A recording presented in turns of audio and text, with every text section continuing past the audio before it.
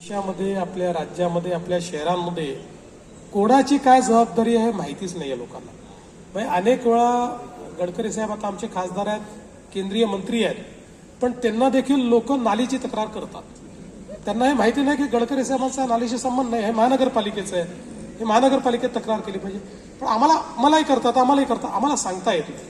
आम्ही जर त्यांना नियम शिकवायला लागलो, आम्हाला काय सांगता, हे तर नगरसेवकाचं काम आहे, तर आम्हाला घरीच पाठवतील ते. त्यामुळे आम्ही देखील ती तक्रार नोंदवतो, कॉर्पोरेशनला सांगतो, त्या तक्रारी ज्या काय आहेत त्या आम्ही त्या ठिकाणी करतो. पण मला असं वाटतं की हे शिकण्याची गरज आहे, हे शिकवण्याची गरज आहे.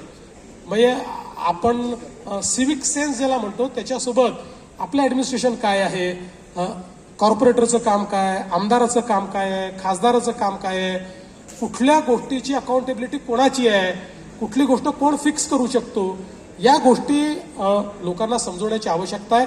कुठेतरी आपल्या सिस्टीमचा दोष आहे, आपल्या शिक्षण पद्धतीचा देखील हा दोष आहे की आपल्या शिक्षण पद्धतीतही आम्ही लहान होतो तेव्हा सिव्हिक्स शिकवलं जायचं, पण त्याच्यामध्ये लोकसभा, राज्यसभा आणि विधानसभा शिकवली जायची, तेव्हाही काही कॉर्पोरेशन नाही शिकवलं आम्हाला.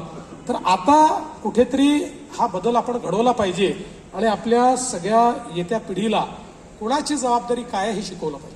नाही, बरोबर आहे. म्हणजे कसं होतं की